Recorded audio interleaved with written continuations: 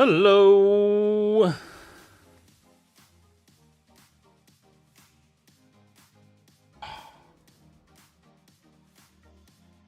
Hey everyone. Welcome back. Welcome back. Another hour ahead of us of Formula One. Lovely jubbly. Lovely jubbly. Hope you're good. Hope your Friday has been treating you well. Of course, welcome back everyone who tuned in to FP1.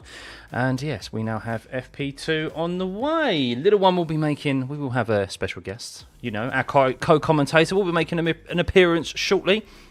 Apologies, I was a couple of minutes late because I had to make an emergency nappy change.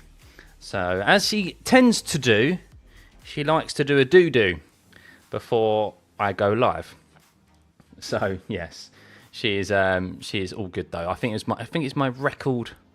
I timed myself. I think it's a record for me for a nappy change. So, but welcome everyone. Welcome back. Another nice race week. Yes, it does seem to be. It does seem to be. It could be. Well, they said 20% chance of rain earlier on for F3 quali, which I don't think they got. So I'm looking at the TV coverage now. It's nice and sunny. As you can see, track temperature is 41.5 degrees. If that sun remains out, it will get up probably towards 50, which we saw earlier on. So, yeah.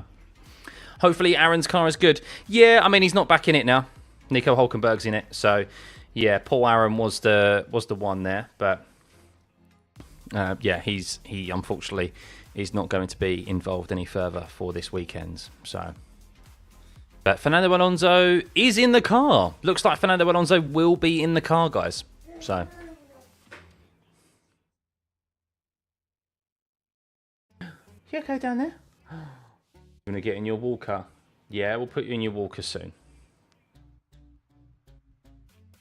Good to see you, Alan. W11 was something else on this track. Do I think the lap record will be broken this weekend? Probably, from what we have seen. From what we have seen thus far. Yeah, it will be... It will probably be broken, yeah, so bear with me, guys.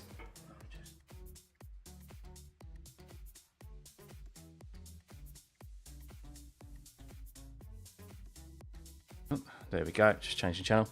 You ate some Kit Kat Biscoffs before this? Lovely, I'm going to have to go out and get some afterwards. Good afternoon, Anthony. Welcome, welcome. Hope me and my family are good. Yeah, they're absolutely, she's doing really well. Thank you.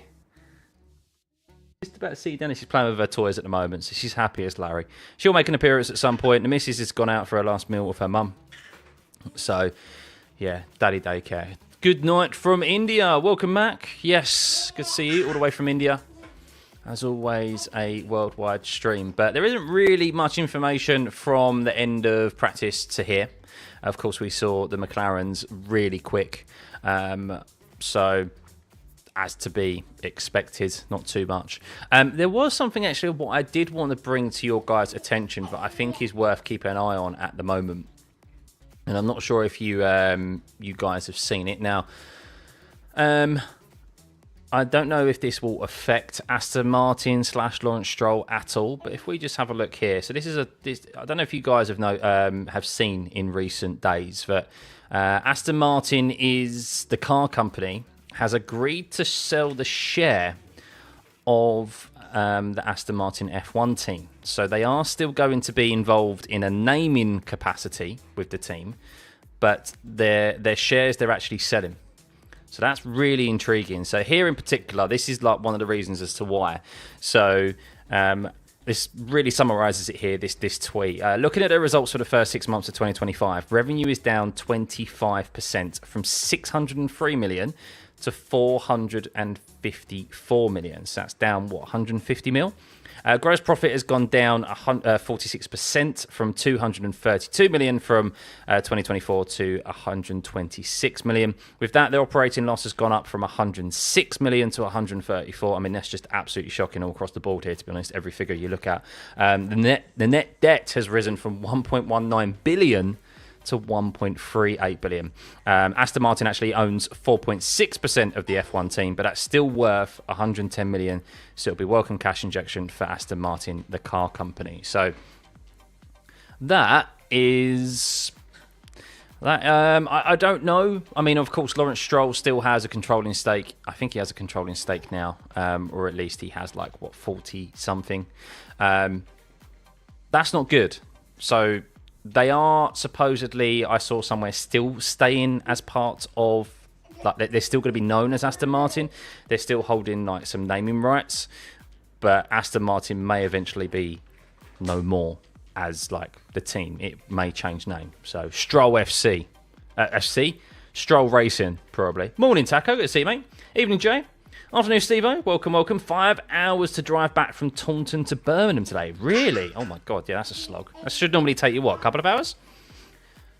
You just watched that on YouTube, Lee. You thought they were going to have Honda engines, or you got it right? No, they're going to have Honda engines. Yeah, I mean, look, Aston Martin, the team itself will still be there but Aston Martin, like, I don't know, like, Aston Martin is a massive name. It's a massive name that brings in investors. Now, while their shares weren't dramatically high there with 4.6%, that's something that brings investors in because they want to be part of Aston Martin F1 team. If they lose that, then I know it's a fickle thing, but people may want to move on from that and divest their shares as well. So, you never know. Horner's going to buy it. Do I think Stroll deserves the hate because nowadays I've seen him depressed and demotivated the whole time this year? So, hate is a strong word. Hate is a very strong word. Criticism. So, I don't think any driver deserves hate, first and foremost. And I do think some people cross the line with their criticism of Lance Stroll. What Stroll deserves is criticism. And strong criticism. And I think he is definitely deserving of that. Because, as I mentioned, no other driver in the history of F1 has been afforded the opportunity that he has got. It's okay to make light of drivers, as it is in all sport. It's okay to make light of drivers' struggles to an extent. But hate is a very strong word. Like, you shouldn't hate and put abuse onto drivers. There needs to be a level of understanding. But at the same time, Lance Stroll, we've seen, you can see why people are critical of Lance Stroll and of his dad and of the opportunity that he's been presented when so many talented drivers have not even got an opportunity, and we've lost drivers who arguably should have been given more time in F1, whereas someone like Lance Stroll, who consistently underperforms, doesn't. Is still in F1 and does get that opportunity. So it's something that I think maybe in the future, and I've said this, I think once maybe Stroll leaves the sport and Stroll, like his dad leaves the sport in particular, it wouldn't surprise me if there is maybe some mechanisms put in place to safeguard something like this happening again. But then on the flip side, we know that everything comes down to money, and if there's cash injection, I mean, arguably Lawrence Stroll has kept a lot of jobs going. He's invested a lot of money into, of course, the new facilities at Silverstone for them. So there's positives and negatives to both a situation like this. But when there's only a limited amount of seats on the grid, it's a shame to see one of them taken up by someone who's had more than an opportunity in F1 and still hasn't proven that really he deserves it. So normally 2.5 hours back. Oh my goodness. Yeah, that's a very long time. Double the amount of time. Hey Disco, good to see you. What did you miss in FP1? Not a lot. McLaren quick as always. A little bit difficult to kind of tell the true pace of those behind. Few interrupted push laps. FP2, as we know, will always be a more representative session. So this would be the interesting one for sure. Stroll is stuck. He knows his dad is domineering and delusional. I actually think Lance is depressed. He's never falsely claims he's the best or even good. At least he's not hubris. I don't know. I don't know. I can't speak for Lance Stroll. I don't know what's going on in his head. I think the consensus is probably that he's not enjoying his time in F1. And there may be other things outside of his life, out of F1, that is a lot more fulfilling. That's probably the case for him, if I was to make an assumption. So, yeah. But I think, you can imagine his dad's quite a strong character, and it's probably quite difficult to say no to him. I wanted that turned off there. Noise, where's that come from?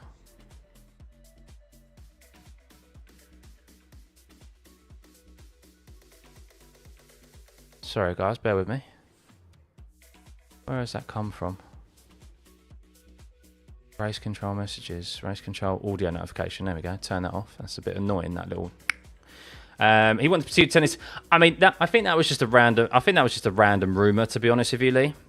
I don't think there was too much substance behind that.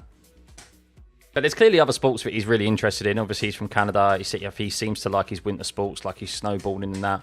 From just looking, I think, at images of like Instagram and stuff. So.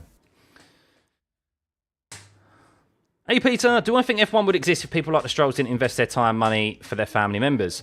Well, this is it. I think so. Yes, I think 100%. Look, it's got to the point where the sport. I mean, in the day, there's always been talented drivers who have come from working backgrounds and less privileged backgrounds.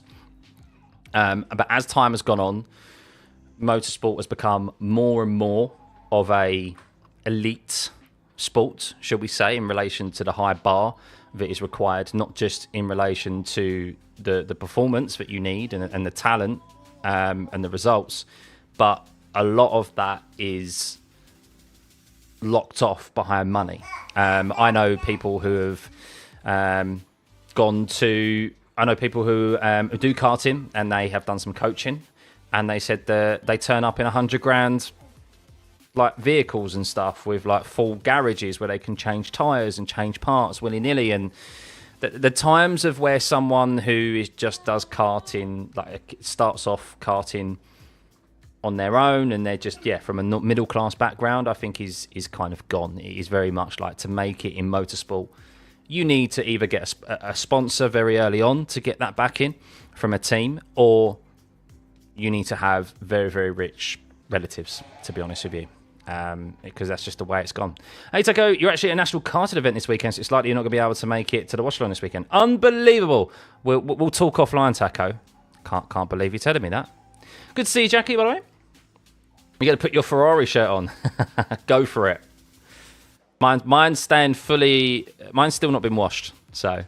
Lance Stroll is massively into skiing and dropped a comment a year ago that he wanted to be a professional ski instructor. Yeah, look, whatever he does, like, look, the world's his oyster, to be honest. He's in a very fortunate position that he can go and do, once he leaves F1, whatever he wants. He can leave motorsport and do whatever he wants because he's got that behind. He's got obviously the time and the money behind him to do that and the connections to do that. And good luck to him at the end of the day if that's what he wants to do. So there we go. Green light, pit exit open, and well, hopefully the layout of the stream is a little bit more nicer for you all. I sorted it out from FP1 earlier. Of course, we had issues there with FP1, so yeah, hopefully it's all good now. You think that Stroll will be better in another team? It's difficult to work with a father like his. I've said that as well, Christina. Yeah, I think he'd probably fare a lot better in a different environment where he has to perform. Like, he has to perform. Like, sometimes when you know you've got a bye, basically, no matter how bad your performances are, that doesn't do any good for you because you need that element of pressure to perform and to get the best out of you. So, arguably, really, like, there should have come a point where his dad should have just taken a step back and let him stand on his own 2 feet and go, right, yeah, look, I can get you into F1. I can give you that helping hand to get into F1, but then, like, you're on your own. That's all I'm going to do for you. Then you're on your own. You need to prove yourself that you are worthy of an F1 seat. And then after that, like, if you lose that opportunity, then that's down to you. And that's tough. I mean, it's tough as a parent to do that, I imagine. Obviously, being a parent myself, you want the best for your kids. But at the same time, they have to stand on their own 2 feet. And that's where I think probably he's gone wrong. There's me giving parenting advice, but I think that's quite open for people to see, in common knowledge that Lance Stroll's every single one of his seats in F1 has been paid for. Even people go back to his junior career. Look, yes, he did at one point look like he had a very good junior career, but when you actually dig into the detail, there was a lot of money exchanged behind the scenes for preferential treatment for Lance Stroll, which is why he was able to have the best car and win what he did. There is some talent in there, as he has showcased very briefly what is there, but for the most part, yeah, he just hasn't proven himself. Thank you for the subs filing, by the way, guys. Much appreciated. Did Ferrari do well in FP1 TC? They did for the most part. Yeah, Lewis still struggled with the car. He could have got closer to Leclerc's time, which was 3rd place, 2 tenths behind the McLarens. Yeah, he could have got there probably on par with Leclerc, but he got held up on his push lap in the middle sector. It's been weeks since they've been here because you've been working at a summer camp, Murray. Great to be back, if only for an hour. Well, we are back for FP3 tomorrow, qualifying tomorrow, and the race on Sunday as well. So good to see you back, mate. Hope you've been well. Is it a concern if Stroll Sr. is short of money selling the team? That's not Lawrence Stroll selling the team from earlier. That's Aston Martin, the car company itself. It's not Stroll. It's not Stroll himself. Stroll owns his stake in the team is under a different guise. I can't remember what company he's using to buy those shares. So yeah.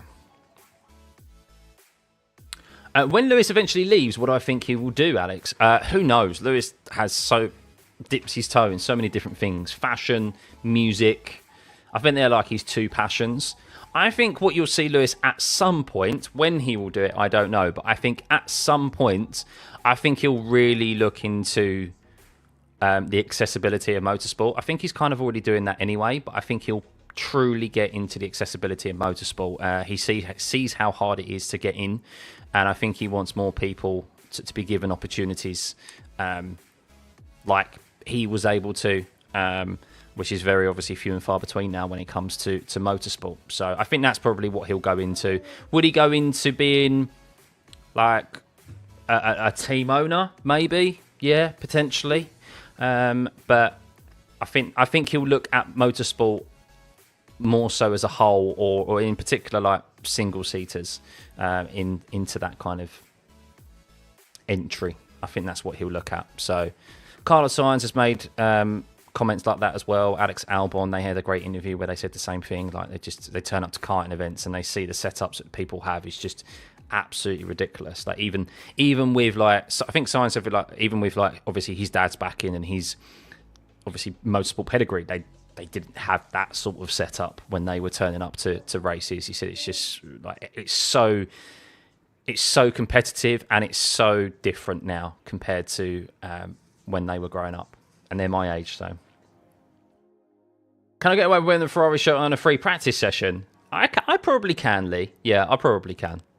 Lewis wants to be a paid Ferrari ambassador like Schumacher. Maybe. I don't think pay is obviously the main issue for Lewis. I think it's just having people having the influence, really. Obviously he's got a lot of influence anyway, but having the influence of like Ferrari and Mercedes behind him would have been great, but obviously Mercedes decided to go against that. So got to balance being a good parent with being accountable. Exactly. At the end of the main straight, Steve-O, they've rebuilt it all and resurfaced the circuit. So they've lengthened the main straight. No, so it's not all of the main straight. It is the majority of the main straight. So it's around to like, I think the pit lane exit here or something. So they haven't redone it all. So the track layout and the length of the track is as it remains, except that the majority of the start-finish straight is now been resurfaced. So that should increase a bit of top speed, making the surface obviously smoother, less bumps, less contact with the ground. So yeah. Hamilton is also a part owner of the Denver Broncos. Yeah, I remember that. Yeah. Hey, old, good to see you. No worries, mate. Good to see you back. Who do I think can go to race in the WEC after they retire from F1? I think all of them. All of the F1 drivers are capable of going to the World Endurance Championship if they want to. That's the question. Is like, do they want to get into endurance racing? There's only a few who would probably want to do that. Yeah, I don't know. I mean, it's their way of being able to continue racing, isn't it? If that's like the approach that they want, because they're never. It's the thing. Even if like Lance Stroll eventually like quits and stuff. He would get back into racing in some capacity after break of some sort, because it's what he's done for the majority of his life. I believe so, anyway. Would be cool if the track showed DRS zones. Well, I can do that. Your wish is my command. Because I can do that if you want to. Let me know if you think you want that or not. I just feel like it's maybe a bit much sometimes. Like I can't alter the colour or anything like that. You let me know if you want that to stay on. So that's where the 2 DRS zones are, though. The little one needs attention. She's lying on the floor at the moment, playing with her toys, looking up in the air and happy as Larry. I'll bring her on shortly, so when she starts fussing.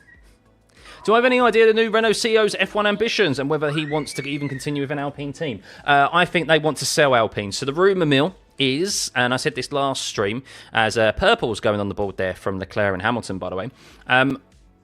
The rumour mill is that Hyundai with Otmar Schnauf, I can't remember, Otmar, who used to be team principal, Force India and Alpine.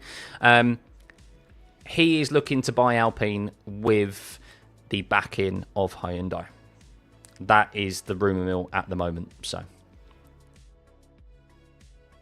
no, the extras equals a dirty map. I kind of agree, to be perfectly honest with you. I mean, that's where the 2 DRS zones are. The DRS indicator is here. I'm sure feedback with multi-viewer, they will alter this and allow ensure that it's a bit cleaner. I think it just needs to be cleaner, to be honest with you. It's like the same thing with sectors. I've said this before. You can do sectors as well, but the sectors are a bit... I just want sector lines, to be honest with you, rather than sectors actually being shown. So I can also do this as well. You can see the sectors, but then it's a bit... It's too colour clashing. I can't alter these. That's just a bit... I just want lines. Just give me the line here where it shows, like, you know when you're like on a sim, or if you're playing F1, it just shows you where the sector lines are. That's where sector 1 is, that's where sector 2 is, that's where sector 3 is. That's all I want to see, perfectly honest with you. So, it's just a bit much. It's a bit much when you've got, obviously, all the colours of the icons on there, so... sounds like we're going to see a bunch of team management changes in the coming years. Potentially, Jarvis. Yeah, potentially. So, Horner buying out Alpine with Bernie Ecclestone, if rumours to be believed. No, I don't think so. I mean, let's be honest. Bernie Ecclestone, I mean, he's lucky to still be alive, isn't he? He's like in his, mid-90s? Although he probably has access to some super duper serum that us normal people do not have access to that's keeping him going. I mean, he still looks good for his age, doesn't he? Still 4 temps down. Yeah, still, they're quite some way. They're quite some way off of the lap time. And we saw a 1:16 earlier, didn't we, on a soft tyre. So, yeah, we're going to see the fastest lap last year. A pole position was a 1:15.2. We'll probably see a 1:15 in this session, I reckon. Still track temperatures around 40 degrees. So, yeah. Do I hate Lance, though? I don't hate anyone. No, I mean, I don't hate any F1 driver. As I said, it's a strong word. I would like him to be out of this sport because he's overstayed his welcome and he deserves the criticism that is put to him. But some of that does cross the line. Turn it all off, send me the source code, and I'll rewrite it. Oh, I can't do that, Lee. It's not my app. Maybe show DRS for the first few minutes of each broadcast. Yeah, I can do. Yeah, I can do, David. I'll do that next time. I'll do that next time around. We'll do that tomorrow. I mean, yeah, you can still see, you can see the DRS icons. There's 2 DRS zones at this circuit, guys, which is, of course, down the start-finish straight and down from turn 1 to turn 2. There used to be a DRS out of turn 11 to turn 12. That's where there used to be one. There used to be 3 DRS zones here, but they removed that some years ago because I think they just saw it as being pretty useless, to be honest with you. No one really overtakes into turn 12, and there's only 1 DRS detection line here, which I'm not a big fan of. So it's double DRS basically. If you get DRS, you get it from you get it all.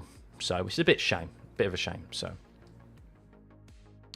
you blame Rocky Power Mohawk for the overwhelming Stroll hate. Anyone agree? A lot of it does stem from that, yeah, for sure. Especially obviously all the certain comments and phrases that are sent his way. Yeah, obviously some people, I don't particularly watch his content. It's not really for me.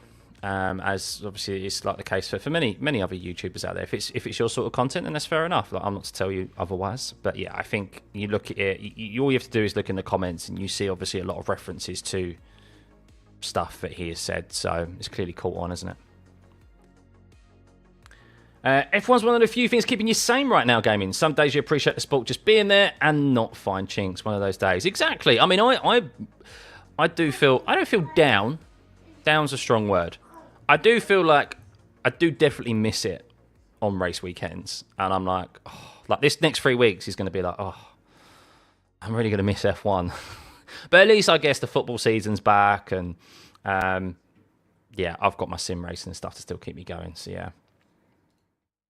Did I know that the Hungarian racetrack has a swimming pool complex above the track from where you can see the entire track? Swimming suits, tans, and the smell of high-octane fuel. Ooh. Sounds like a nice getaway for me and the missus, Dusko. I'll have to look into that. I'm sure she'll really appreciate that. Is it going to rain again on race day, nerd? So it was forecast to, but it's shifting around. It's shifting around. It seems like it's going to rain in the morning, and it may be dry for the race start. So we don't know yet. We don't know.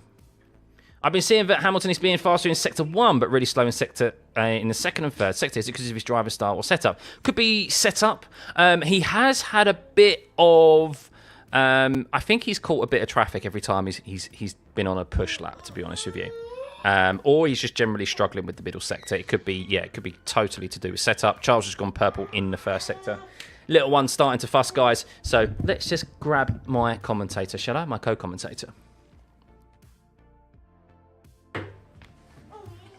Come here, Missy.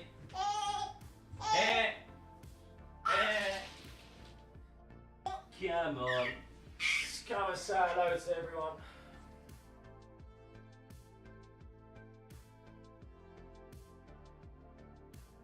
Come and say hello. Ooh. Say hello. You can only say dada at the moment, can't you? Using baby... This is called parenting.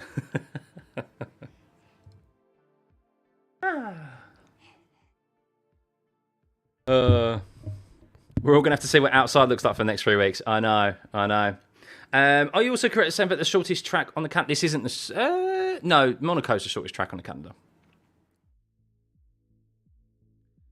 The missus is out at the moment, so this is why she's...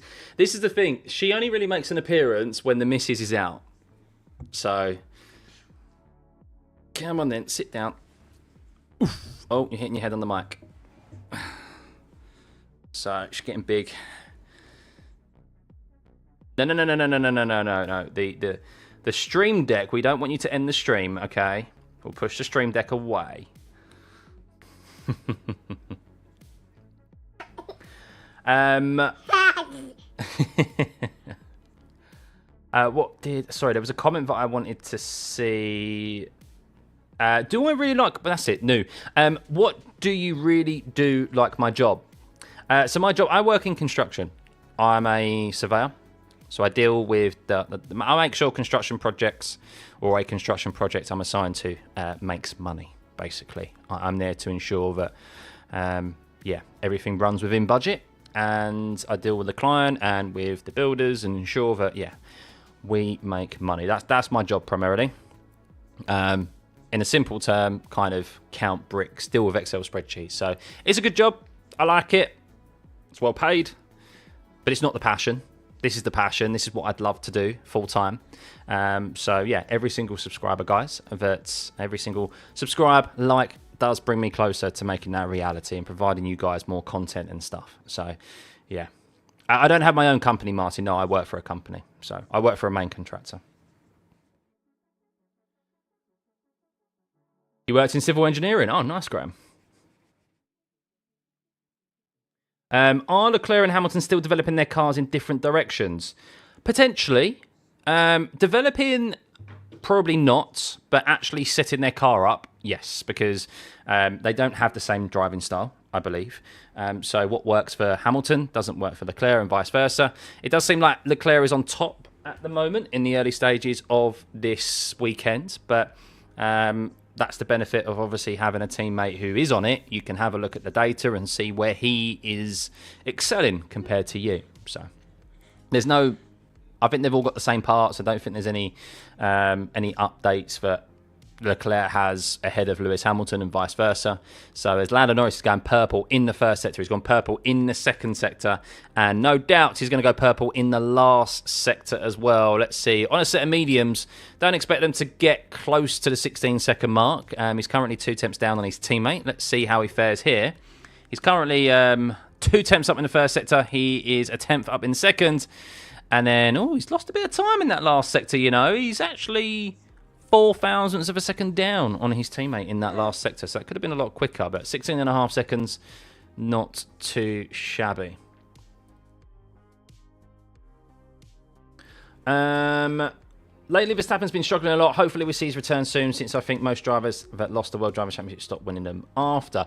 Yeah, I mean, look, the car is just not there, is it? It's not so much Verstappen struggling. It's the fact of that the car just... the car just isn't suitable to fight with the McLarens. It can do in certain circumstances over a single lap, but he's really complained that that car at the moment is just eating its tyres. And yeah, it's really taken... I think genuinely it's taken a step backwards. Or more so, it's probably stayed still. But I think a step backwards. It's clearly lost the advantages that made it such a good car for so many years. And I think they've probably gone down the wrong direction when it comes to their development. So... well, my thoughts on Ferrari here this weekend. I think they're in a chance for a podium, for sure. No one's ever going to catch the McLarens now to the end of the season unless they crash or make a conscious mistake. But yeah, they definitely seem to have the upper hand on the Mercedes at the moment and the Red Bull. I mean, Max is down in 10th. Tsunoda's down in 9th. Yeah, it's a bit... I mean, we don't know engine modes. We don't know fuel loads. Of course, this is kind of like the time where we normally see like race simulations going on. So, I mean, it bodes well for Antonelli with Mercedes, who have reverted back to an old spec suspension. And that might benefit them, clearly, from the data that they've reviewed. But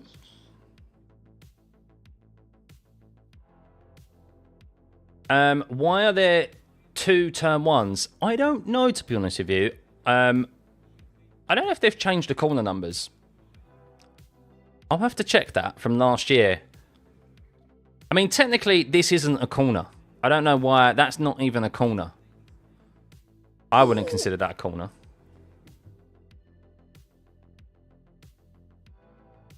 I have a system that will make F1 great again. We saw a sample last week. You heard that Hamilton can't work out why Leclerc avoids rear tyre deg with oversteer, so his gradually conversion is set up closer and closer to shafts. Yeah, potentially. I haven't really dug into the detail in that regard. So, was Verstappen right to crash out on FIA to delay the Belgian race? I mean, they basically ruined a good race. Yes, I agree. They should have got that underway a lot sooner. So, Ant, you said they were saying Cadillac was going to announce the drivers at the Hungarian Grand Prix today. I know it's August the 6th is what I heard for Perez's announcement. That's Wednesday. So we'll see if that's the case. It's the week after.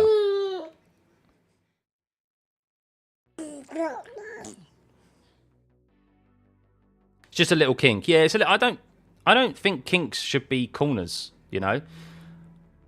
Like, they're not consciously turning the steering wheel down through turn. Like, that's a corner. That isn't a corner. I'm sure it's a challenge moving to a team with new machinery and powertrains, but I believe Hamilton is holding up decently, in your opinion. So, yeah, so I saw someone say, do I think Hamilton's washed? No. Do I think Hamilton's past his peak? Yes. The two very different things. As I mentioned, no F1 driver at 40 years old is at their peak. Simple as. Neither, like, unless, I don't know, unless you're, like, doing dressage in horses or whatever. I said horse in there. Something that is not very strenuous on the body, you're not going to be at your peak. So, in any sport. So, a 40-year-old sportsman, there are anomalies where they're still very high performing, but they're not at their peak level. And that's the case for Lewis Hamilton. Now, he still had... I think this set of regulations has been dire for him. He's always been on the back foot with, obviously, Mercedes. They were terrible. Lost all his confidence there. Got inside his head that he can't drive these cars. And he has said many times Now, I don't know if you keep noticing it, he has started to say often in like sort of the last 3-4 races, this isn't my car. I've had no involvement in the development of this car. I am in 2026, so you can judge him more in 2026 than I guess more so this year, because this isn't his car. Like the decisions to change the power steering supposedly and so many other elements were made well before Hamilton even joined the team. So he's just dealing with kind of the hand the car is provided, really. Not the hand he's dealt, but the car is provided. So did I see that Lewis posted on his Insta? What do I think it could be about? Oh, I don't know. Yeah, I didn't really pay too much attention to it, to be honest with you. Am I able to draw the sectors in myself? No, not really, because this is movable. So how am I doing? Thank you, Chris. All the way from Cambodia. Much appreciated. You're always great to see where you're tuning in from, guys. Much, much appreciated. How many people we got tuned in at the moment? 1,300 of you. Welcome, welcome. Oh, yeah, there's a steering wheel there. Can you not headbutt it? Don't know if you just saw that. She just went donk. Hey, George. Say hi to Mummy. Mummy's watching. Okay, let's not.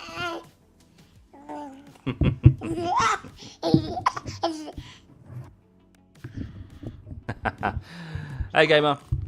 Who would I replace Yuki with in 2026? I don't know. That's a tough one at the moment. I think really it's going to be Hadjar or Lawson. I mean, I personally think Lawson deserves another opportunity. I really do. I think if Lawson continues on with the performances he's shown in the last kind of like 3 races, Silverstone obviously, like Red Bull really good, Silverstone not so much. Last weekend was good. I think he deserves another opportunity. Don't rush Hadjar is what I would say. Let that guy develop. RB Lindblad looks like he's coming into RB. I think they need to utilise that junior team for what it is a breeding ground for stepping up to the main team. Unfortunately for Yuki, yeah, I do think he's going to be removed and head over to Aston. So I'm not a hater over my opinion. One of the greatest drivers in F1 should be able to adapt to new environment and car. Ferrari supports Lewis. Why can't he adapt? No, I agree. There should be some adaptability for sure. 100%. I think that criticism is very valid. Very valid. I would say obviously that there is context to why he's performed poorly, as I said. But there's also the element of when I think people lose context very early. Give me a sec, guys. As Carlos Sainz is on a push lap, I'm keeping an eye on Carlos Sainz, by the way. I'm going to put her in a stroller. I'll finish my train of thought in a second, but keep an eye on Carlos Sainz. He's on a push lap. Remember, 15.2 was pole position of last year. Can he get close? As well as Lance Stroll as well.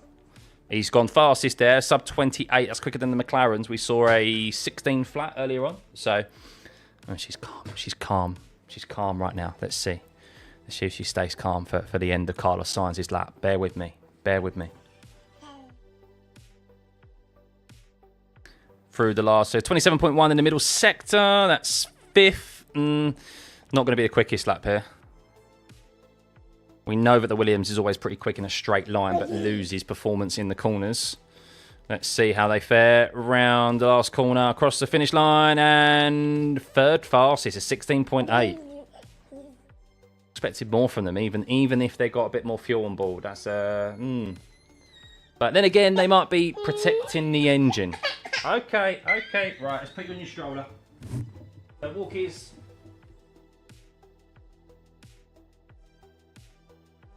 There we go. Is.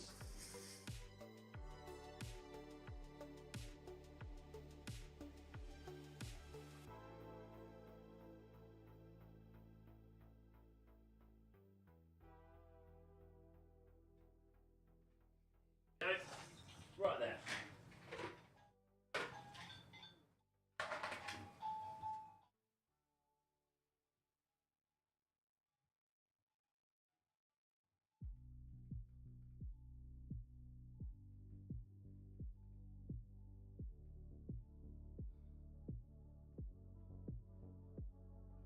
She's happy now. She's happy.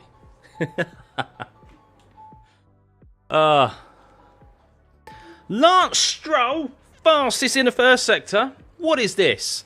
A 28.876 there. The ground effect era is ending next year, Alex. It's too... No, there's still going to be ground effect era cars. However, the intricacies of the floor is not going to be anywhere near like what we've got at the moment. So I think the aero, the percentages of like where the aero efficiency comes from is dramatically going to change from being from the underside of the car. However, there's still going to be quite a considerable amount. That's my understanding. Obviously, with active aero and stuff like that involved next year. 26.953 for him in the middle sector. That's third fastest. Oh my God!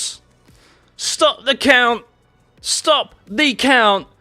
Lance Stroll with a 16.221. I mean, we're still a full second off a pole position from last year, but he's topping the timing screens right now.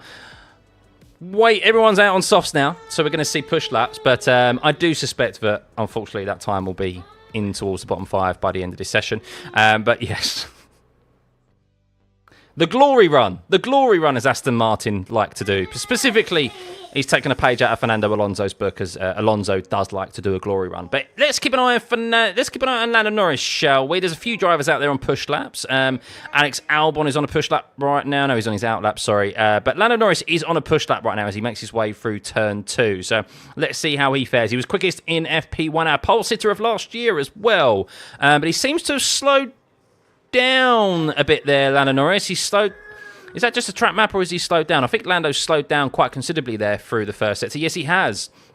So I wonder if he had a big lockup or if he had a big moment through turn 2 or turn 3 as he made his way down into turn 2. And what did he do? Yeah, he went very... So Lando's line was a bit compromised by Carlos Sainz letting him through. He went wide and he just backed out of it on the exit. So that's why there. So Oscar Piastri is on a push lap though. He's done a 27.859. Antonelli is the quickest in the first sector. Of course, a bit of pressure on the young Italian at the moment, which I think is a bit unfair. But Oscar Piastri making his way through turn 11. He's going to have a bit of traffic in front. He's gone purple in the middle. 26.7. That's 2 tenths quicker than what Lando Norris was able to do on the mediums, making his way through a very busy Hungaroring here in the last sector as Hulkenberg goes up into P4. He missed out in FP1.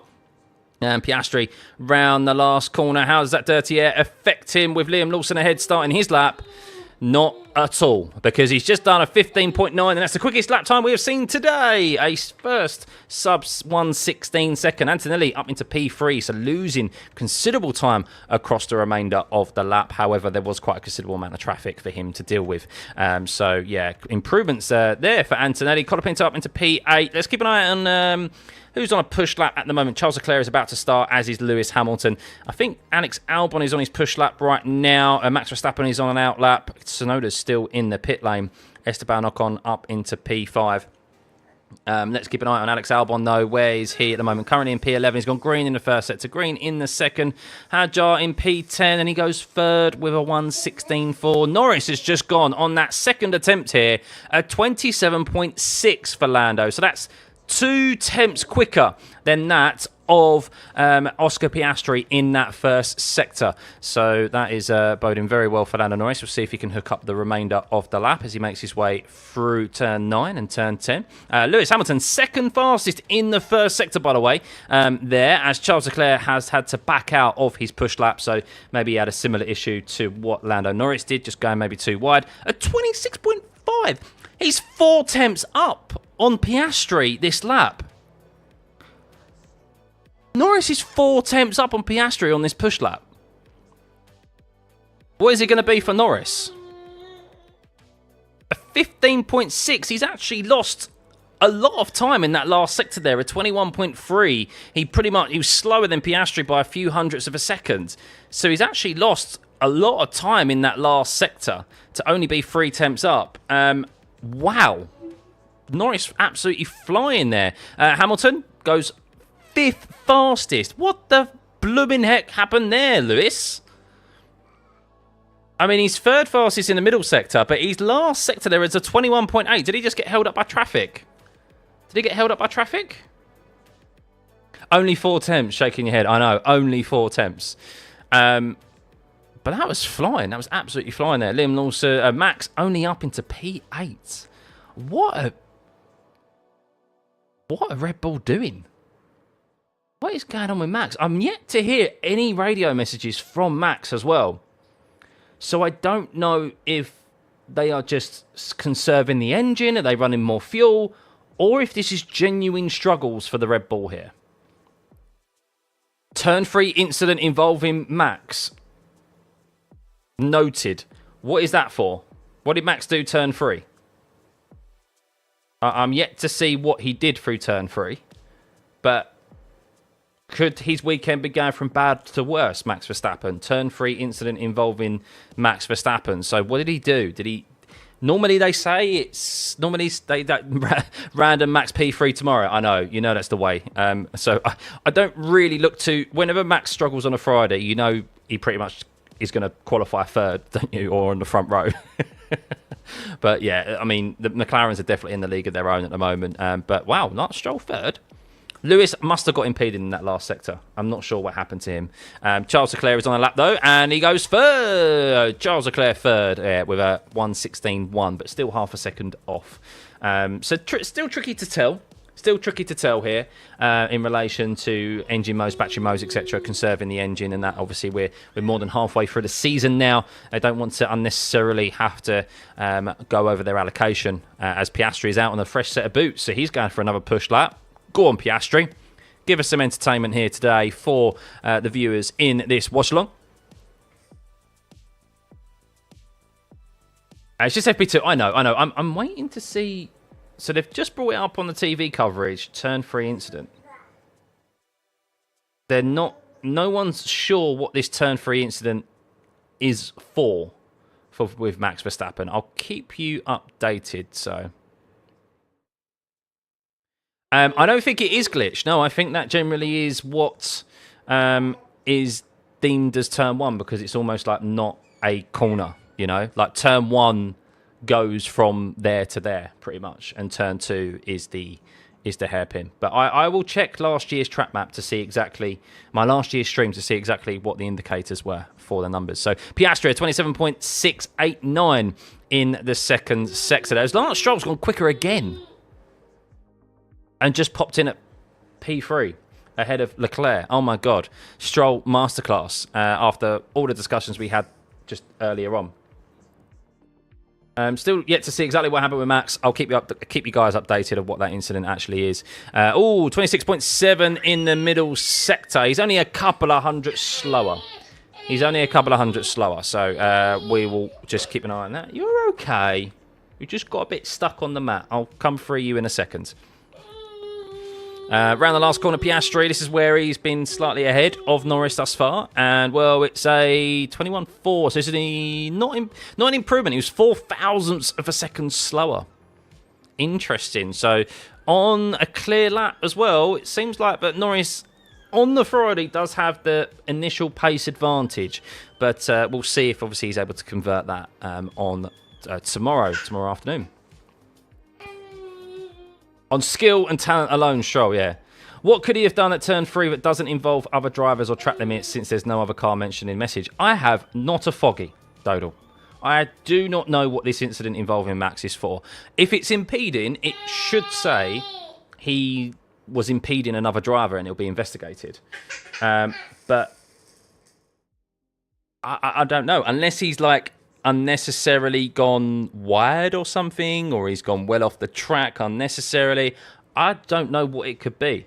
As Oscar Piastri, Oscar Piastri went off into the dirt through turn 7 there. So that's why Oscar Piastri. Watching Max now. So what did Max do?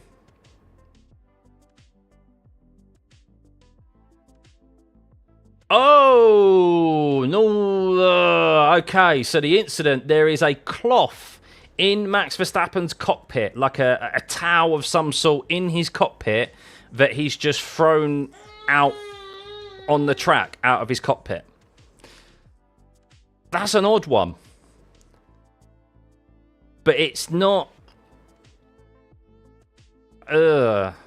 I can see why the stewards will come down hard on that. It will be investigated after the session. It's not his fault, but Max Verstappen could be penalised for littering, as Lewis has just gone purple in the first sector.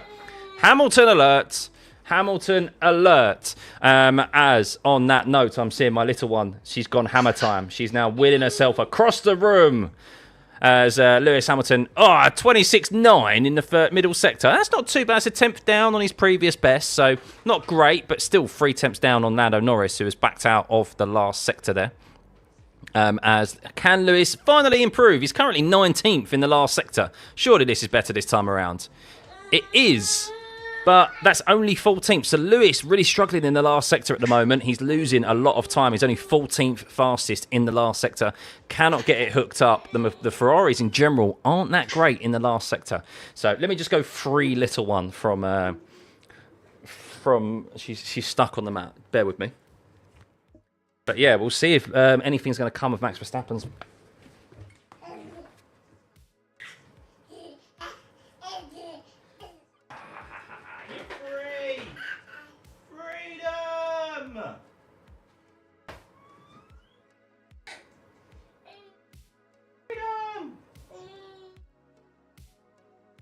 Come here then. Yeah, there we go.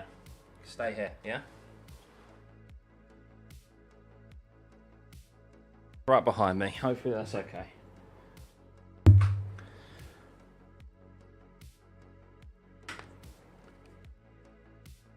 Oh, release the baby. She's all right.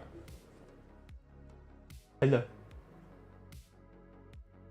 She's okay. She should be all right. He's really trying to reduce weight as much as possible. Yeah. I mean, I don't know where the rag went to. I imagine he'll probably just get a reprimand, to be honest with you. I don't know how the stewards will look at it. It's quite obviously unique there. So Charles Leclerc, can he hook up the last sector finally? It is on a set of used tyres.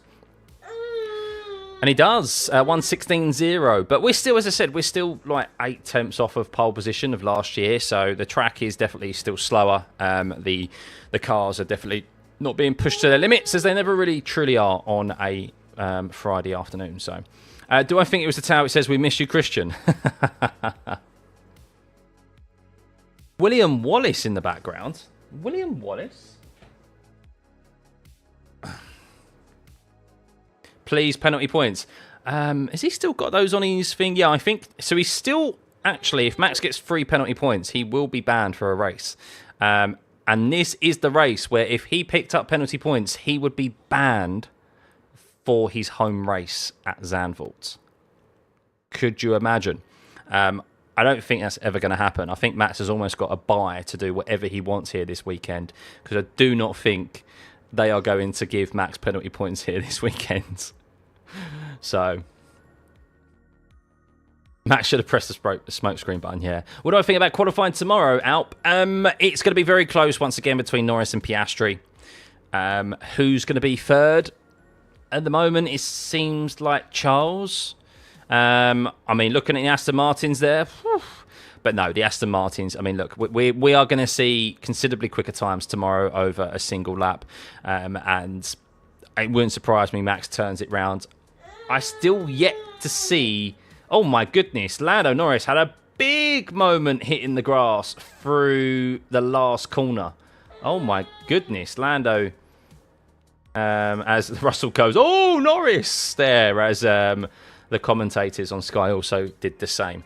So yeah, Lando pushing it there.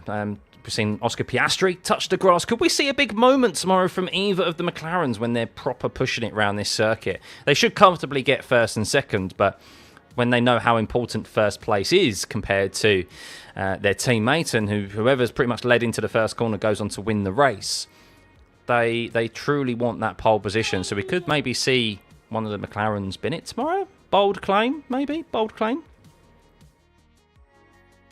I know, Factor. I've seen it. It's nothing I can do about it. So, race ban for Zandvoort for yeeting a tower would be something. Imagine. So, with minimal straight line sections, is this the best chance for teams like Aston Martin and Alpine to close the gap on raw aero performance? No, because if anything, it's the opposite. Because you've got you want more aero performance here. And if you haven't got a good aero package, then you're going to be suffering. You're okay, right? Oh, she's bored of that now. Okay. I can't imagine thinking it would be okay to throw something on track, much less something that large. I know. If they're going to investigate it after the session, it might be one of those things where it's just like a heavy fine. They might give him 1 penalty point. I don't know. They're not going to give him the amount of penalty points that's required for a race ban, but they may give him a penalty point for it, and they may... I imagine there'll be a significant fine maybe coming his way in particular. So... You know how, like, if there's pit lane infringements in practice, they don't penalise the driver. They don't give out grid place positions. They, like, penalties, because it's practice, they give fines out. So she's making V10 noises, and I.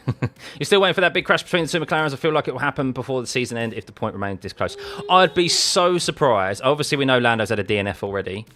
I'd be so surprised if either of them, don't have another DNF between the end of the season.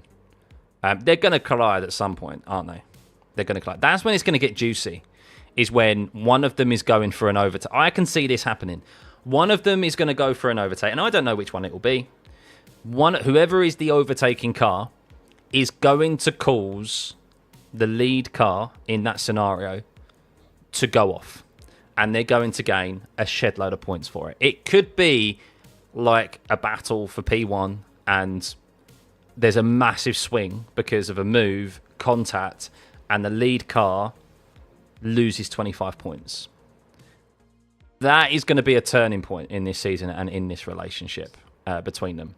Now, Canada was okay because Lando came off worse. He's the one who lost the points. If Piastri had got damage from that and Lando was able to continue and his car didn't necessarily explode, then he would have been... That would have been, I reckon, the turning point there, for sure. I know that if Lewis threw something on the track mid-session, they'd throw the book at him. I do think there are certain drivers, Ben, I agree. I think there are certain drivers who are treated differently.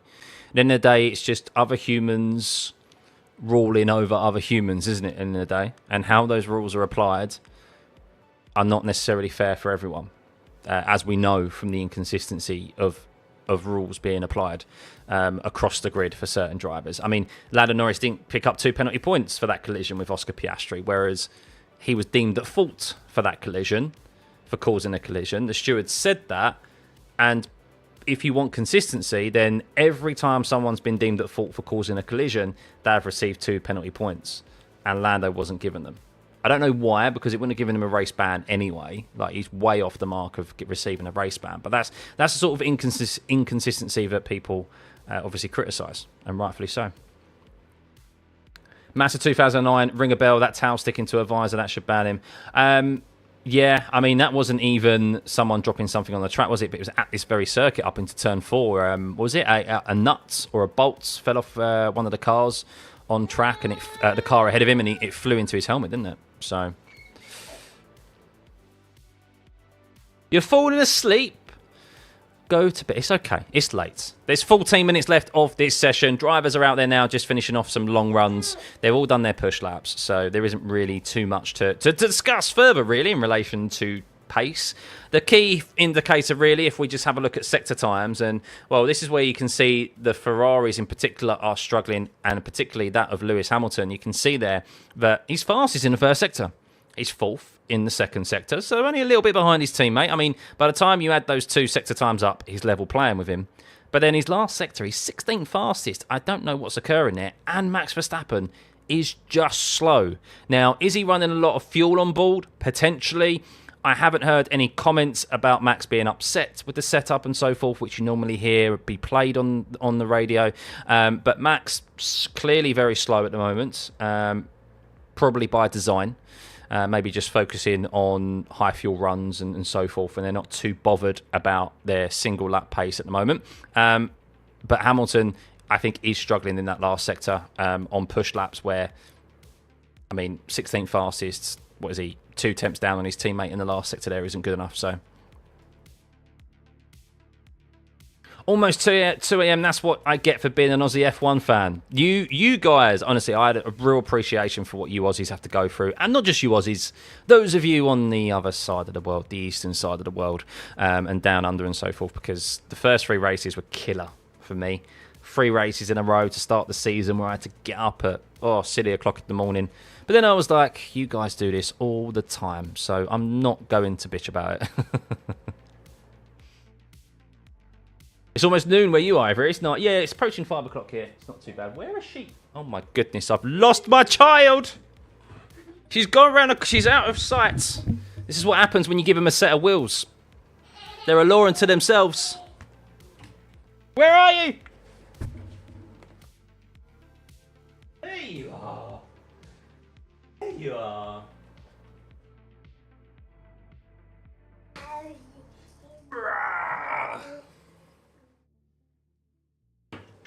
Let's get you back in sight, eh?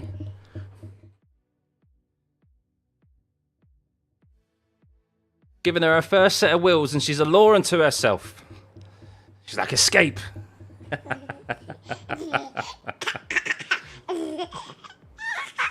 See?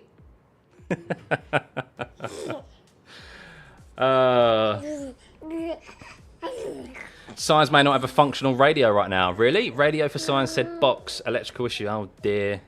Nothing is going right for Science in that Williams, is it? That including his performance, but it's very difficult for him to kind of get a working Williams at the moment. So 11 and a half minutes remaining, guys, of this FP2 session. Thank you for tuning in as always. Hit that like button. It'd be much appreciated. And if you can hit the subscribe button. Where's your toys? There we go, look.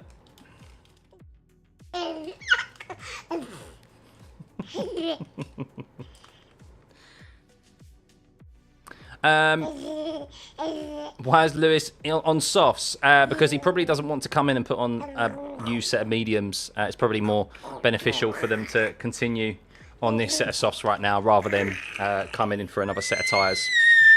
Stop it! That's a big scream, Missy. Super o'clock in the morning here, Alan. Good job. What time is it for you, actually, where you are? Yeah, you must be, what, 10 hours ahead? So that's, ooh, is that like 3 a.m., 2 a.m.? So, she's always, I'm very fortunate she's always happy. She's a very happy baby. So, gets that from her mum and dad. She's a future world champ. I'm playing down expectations right now.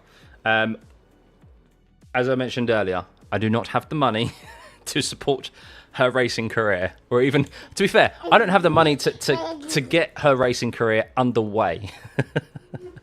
It's just too expensive. Golf's a lot more accessible. I'll get her a set of golf clubs, a lot cheaper.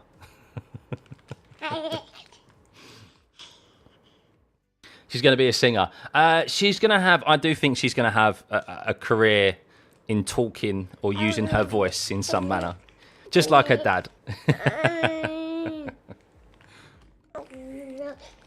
But yeah, not long to go, 10 minutes. So interesting that Stroll and Alonso were up where they were. The Aston Martin struggled, didn't it, at Spa, particularly. So yeah, this track, a bit shorter, might suit them. So, oh, okay, she's getting really fussy now. Let's just put you there, come on. Have the TV remote. There you go. I can see you there. You ain't going to wheel away from me. So we need to get our sponsors fast. I need sponsors first.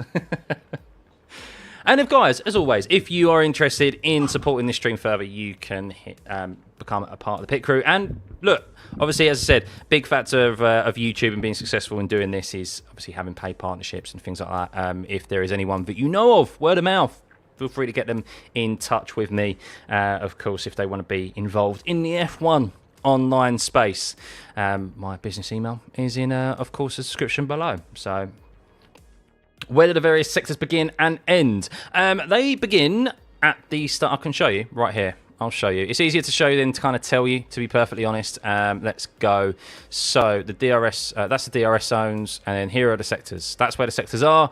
I don't like having this on full time because of the colours. You can't just have like lines at where they are. But that is it. So When you're in F1 commentary team in a few years' time, you'll be able to afford to support her driving career if she chooses it. Yeah, exactly. If she chooses it is the key thing. In anything, you know, I'll support her in what obviously she decides to do. All within reason, of course, you know. Actually, like early races at 4, 5, 6 a.m, the US races are a pain in the arse. Greetings to Germany. Good to see you, mate. Yeah, do you know what? I actually don't mind the early races. I say early races. I don't mind the races that are like maybe mid, like 8, 9 a.m. in the morning. That's okay because then you still have your full day ahead of you. So I can get on board with that, to be fair. Not the 4 a.m, like 6 a.m. races. Nah, they killed me, man. I could get sponsored by Huggies. Maybe. They match the Google colours. Oh, that's true. That is true. But yeah, unsurprisingly, guys, if you're just tuning into this session and you want an update on what's occurred, well, Norris and Piastri, shock horror, fastest again. It does seem like that Norris does have the pace advantage over his teammate today, but as Norris did last weekend at Spa, he looked at Piastri's telemetry, looked at the data, and he was able to step up on the Saturday. And I suspect Piastri will probably do the same. But they are comfortably the quickest, even though that margin to Leclerc doesn't look too bad. Look, we're still 4 tenths off of pole position of last year. As Max, the first radio message I've got from Max, I don't know what's going on. It's just undrivable. I can't get any balance. So genuine struggles. That is a confirmation there, guys. Finally, genuine struggles from Max Verstappen in this Red Bull, as Yuki Tsunoda is currently on top of Max Verstappen here at the Hungaroring. Now, it is early in the weekend, of course. We have seen this so often this season where Max struggles on the Friday and he improves the car over the weekend and he ends up sticking it on pole.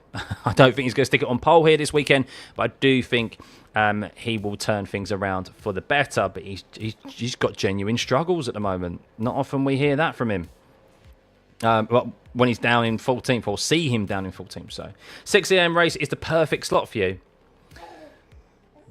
Maybe. Today it's going to be Ocon finishing in 4th before Hamilton. For some reason, they just drive perfectly when Hamilton is following him.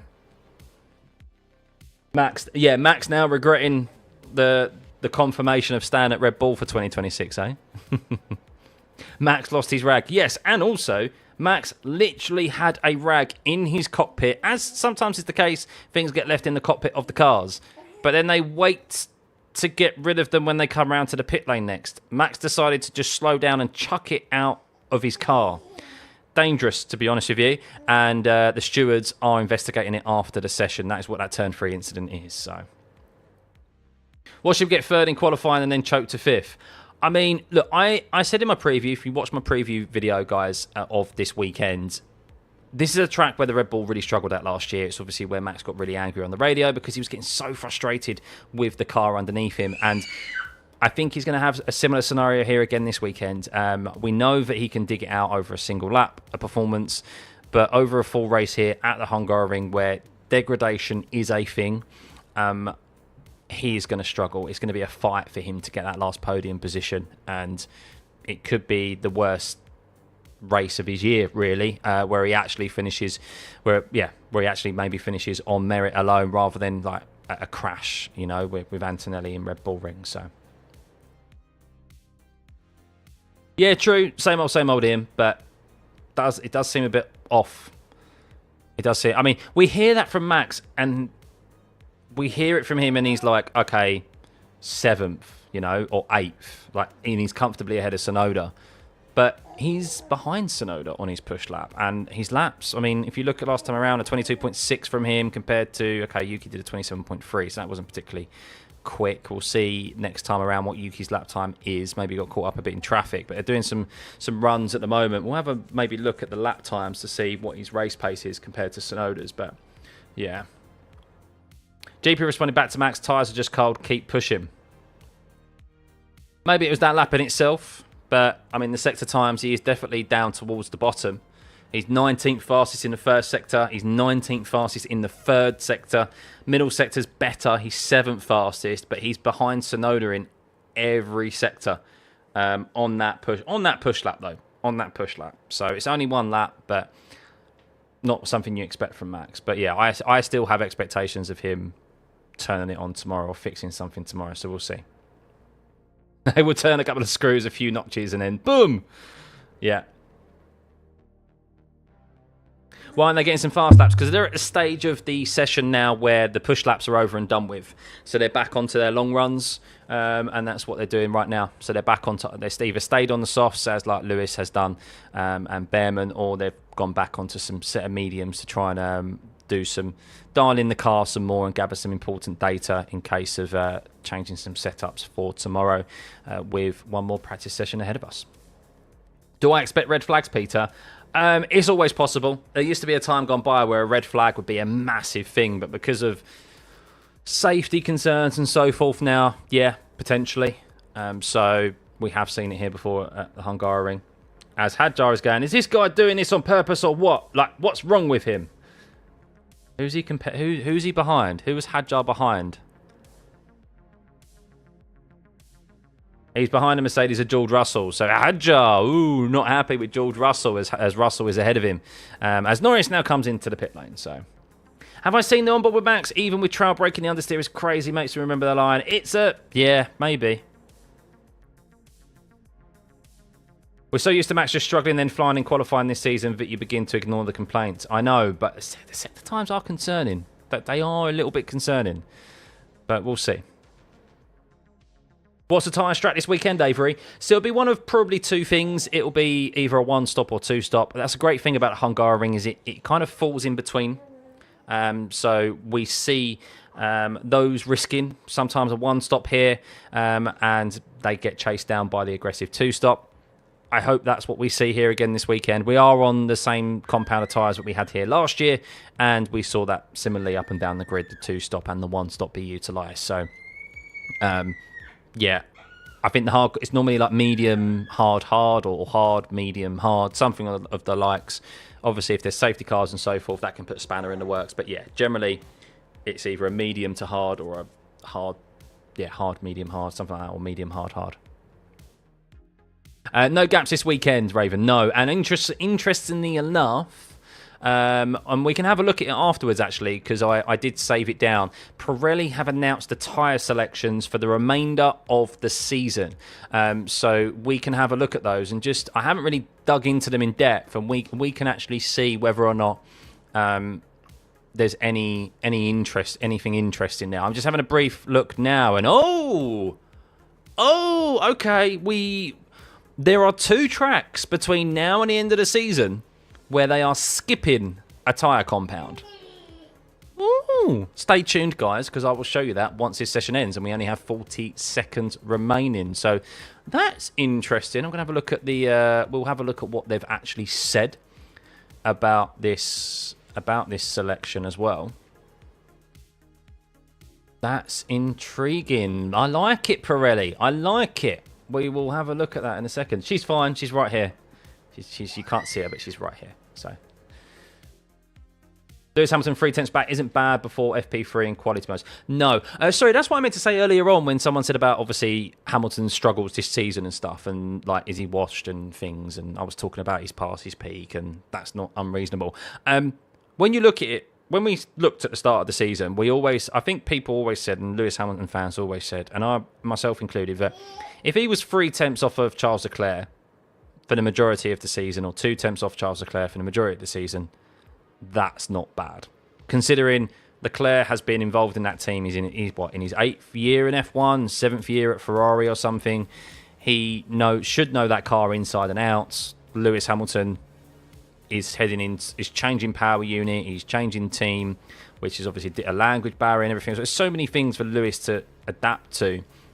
Charles should be considerably quicker than Lewis, and he hasn't really for the majority of this season. He's been quicker overall, but I think the Ferrari is not where we all expected it to be. Charles has overall been consistently better than Lewis, but there have been times where it's like Lewis has had the better of Charles, which I didn't really expect. So, no worries, all good to see us. Yes, guys, that is the end of the FP2 session. Let's just have a rundown here.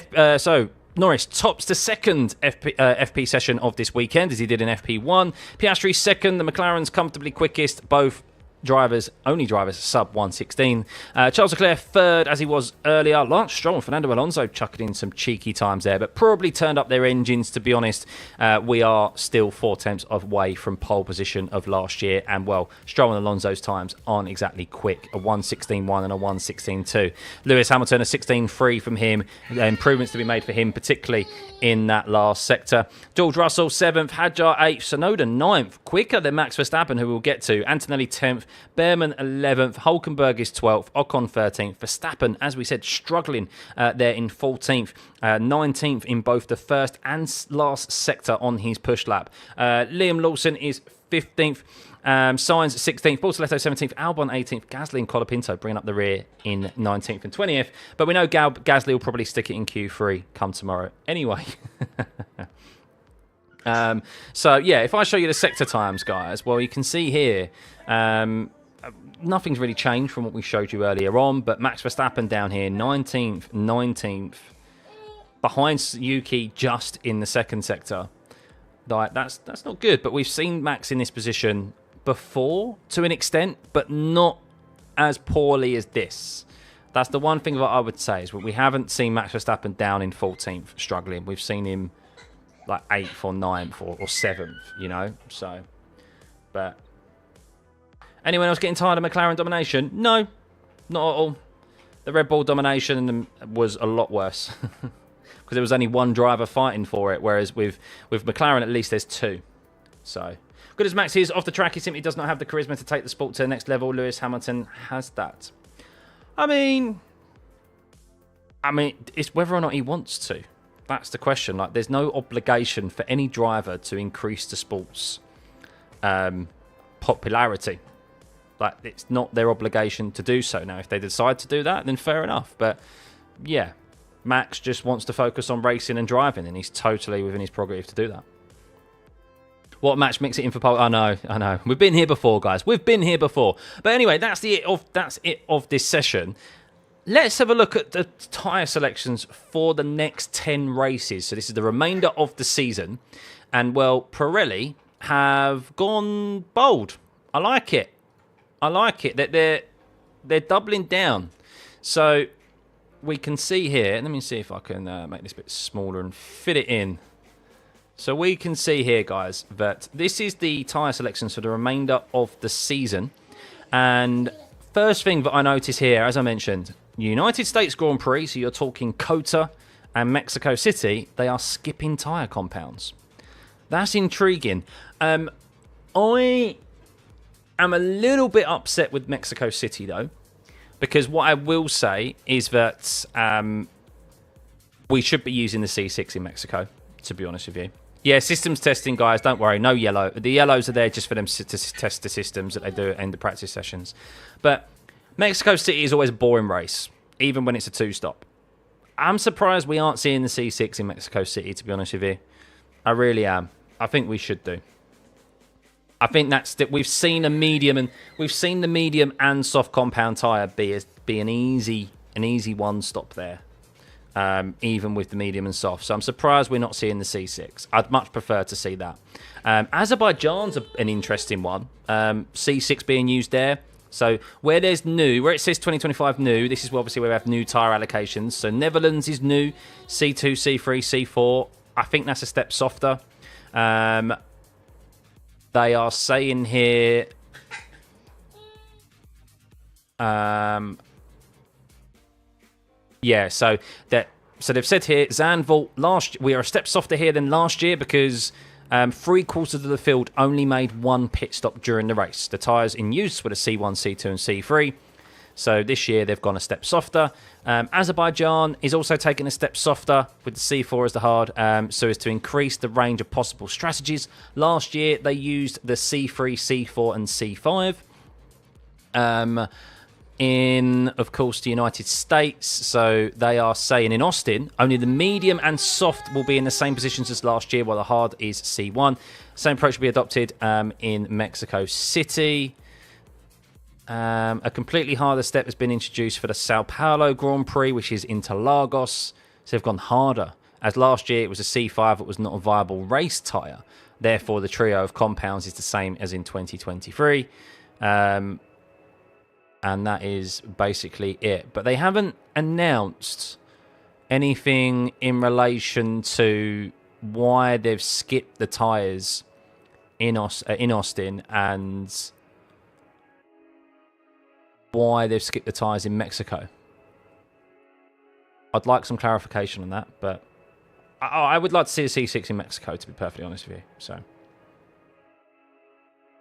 only 10 races left. Only 10 races, yeah. Yeah. No, I agree. Aaron, I agree that Lewis probably wants to do that because he's obviously rise through the ranks into F1 is very different to others. So I should retire. I'm too old to watch F1. That's a bit rude. How rude. They should just run C1, C2 for every track. It will save on rubber too. Then we'd have quite a lot of boring races. I don't remember. You remember Mika or Michael pushing F1 from the outside, but he was a lot younger then. You don't remember them? No. You want Monaco to be C1 and C6 next year? My pleasure, guys. My pleasure. What if F1 just went C6 and then made them do pit stops off him? It comes down to sustainability, though. Again, Cecil, that's the problem. Is that they're very much like we don't want to use more tyres than necessary. Obviously, they've got their targets that they need to hit, and that's why. Otherwise, they're going to use more rubber, aren't they? They're going to use more tyres, and it's not sustainable. I mean, yeah, it is what it is. I think F1's a unique motorsport. Of course, they do a lot of flying around the world and stuff, but I think that's kind of... I don't think they necessarily need to be sustainable leaders, like leaders of sustainability, you know. There's other motorsport series to do that, i.e. Formula E and stuff like that, hence obviously why it's like electric. But anyway, I'm not going to go down that conversation, down that route too much. But Jarvis, another gifted man, much appreciated. Thank you, buddy, much appreciated. I need to update my notifications, so at least a little something pops up on screen now. I don't like my old notification thing. It was a bit too intrusive for when there are subscriptions and when there are also the memberships that come through. I will look into that and hopefully have something set up for tomorrow, if little one lets me. But don't want to use more than necessary yet. Bring wet tyres. Well, the thing is with wet tyres, they've probably just brought the same. They've probably just shipped the same set of wet tyres to every single circuit this year. So they haven't actually made any new sets. They've got it programmed in the factory to go and be created, but when it comes to the same set of wet tyres just been shipped around across the world to every racetrack. So yeah, that is it, guys. They're interesting for... I mean, at least they're going different. I like the fact that they're addressing Azerbaijan and the Netherlands. So long in the past, they would have just stuck to their guns and gone, no, we're sticking with the same compounds from last year. I like that. I'd like a bit of explanation on COTA and particularly Mexico City. I don't think they're bold enough here, to be honest with you, because the medium and the soft is always... We've seen one stops be used plenty of times there at Mexico with the medium and the soft. So I would have liked the C6 to be used, but hey ho, it is what it is. So yeah, there we go. That's the end of FP2, guys. Let me change scene. Time to caffeine crash in a couple of minutes. Well, yeah, that's been a good session. It's been a good day. McLaren clearly on top, as we expect. Similarly to last weekend, Piastri, who was on top on the Friday, Norris is on top of the Friday this time around, is kind of a track that he likes. Of course, he got pole here last year, but he lost the race. So, yeah, we'll see if he's able to convert it tomorrow. One more practice session to go, and then qualifying in the afternoon. I need to set up that stream, actually. I need to set up those streams, so I'll do that afterwards. But yes, keep an eye out, guys. As always, turn your notifications on. We'll be live tomorrow. When is the session start? Let me have a check.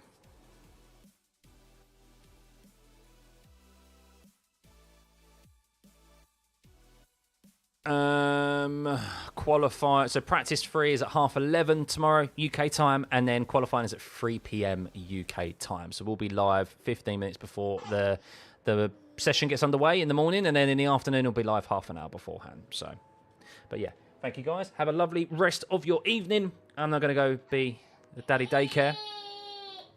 There you go. She's calling me. You see, where are you? Give me attention. Yes, you're about to get it. Okay.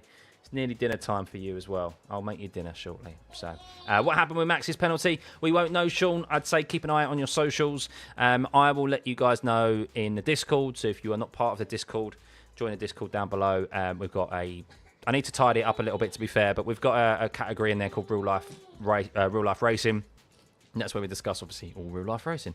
And I will post in there any kind of results of that from Verstappen. I can't imagine it's going to be good. I imagine there'll be a financial penalty or something maybe even more severe. I don't know. But yeah, it's undeniable that he's thrown something out, a towel or a rag out of his car onto the track. So it's not what you want to see regardless. So, but yeah, anyway, guys, have a good one, and we'll see you tomorrow bright and early. Bye.